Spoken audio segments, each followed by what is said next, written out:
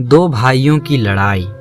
जज मेहता हमेशा की तरह वक्त पर कोर्ट पहुंच चुके थे और अपने सामने पड़े ढेर सारे केसों की फाइल देखकर हमेशा की तरह उनका मन उदास हो गया था। जब से वह जज बने थे उन्होंने हजारों केसेस की सुनवाई की थी और इन सब में मारामारी, धन दौलत, जमीन की लड़ाई, स्त्रियों के लिए लड़ाई, चोरी चकारी, लूटपाट, इन सब के अलावा और कुछ खास नहीं होता था।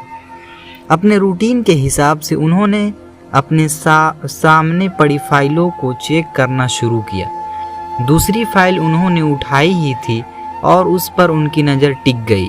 उन्हें यह केस बाकी सबसे अलग और ख़ास लगा। उन्होंने इस फाइल को पूरा पढ़ डाला। यह केस एक छोटे भाई ने अपने बड़े भाई पर किया था और केस करने का कारण था माँ की कस्टडी पाना। मेहता जी ने सबसे पहले इसी केस की कार्रवाई करने का फैसला किया। कोर्ट में सब हाजिर हो गए। जज ने सबसे पहले छोटे भाई को अपनी बात रखने का मौका दिया तो छोटे भाई ने कहा, जज साहब, मेरी उम्र 50 वर्ष है और मेरे बड़े भैया की उम्र 60 वर्ष है। हमारी माँ जो 90 साल की हैं वह बड़े भाई के साथ ही रहती है, लेकिन अब मैं चाहता हूँ कि माँ बाकी के बचे वर्ष मेरे साथ रहकर बिताए। माँ की सेवा करने का मौका अब मुझे मिलना चाहिए। मैंने बड़े भैया को काफ़ी समझाया कि अब आपकी भी उम्र हो चली है, अब आपकी सेहत भी अच्छी नहीं रहती है और आप दिल के मरीज भी हैं। मैं अभी स्वस्थ हूँ, इसलिए बेहतर यही होगा कि माँ की सेवा करने का मौका अब मुझे दे दिया जाए। वैसे भी माँ पिछले 40 सालों से उनके साथ ही तो रह रही है। क्या मेरा हक नहीं बनता कि माँ मेरे साथ भी रहे? लेकिन बड़े भैया हैं कि इस बात को मानने के लिए राजी नहीं है, इसीलिए मजबूरी में मुझे उन पर केस करना पड़ा। अब बड़े भाई की अपनी बात रखने की बारी थी। बड़े भाई ने कहा, यह बात बिल्कुल सच है कि मेरी उम्र 60 साल है। यह बात भी सच है कि अब मेरी सेहत पहले जैसी नहीं रहती, लेकिन उतना ही सच यह भी है कि मैं सिर्फ जिंदा रह पा रहा हूँ तो इसलिए क्योंकि मेरी माँ मेरे पास है। चाहे मेरी सेहत कितनी ही खराब हो जाए, चाहे मेरी ज़िंदगी नरक जैसी ही हो, लेकिन मेरी माँ मेरे पास होने की वजह से वही तकलीफ़ों भरी ज़िंदगी स्वर्ग जैसी बन जाती है। जज साहब, आप ही बताइए, मैं माँ को अपने से दूर कैसे होने दे सकता हूँ? जज ने बड़े भाई से कहा, तुम खुद कहते हो कि तुम्हारी सेहत अच्छी नहीं रहती, तो भला तुम कैसे आप माँ की देखभाल अच्छे से कर पाओगे? यह भी तो सोचो।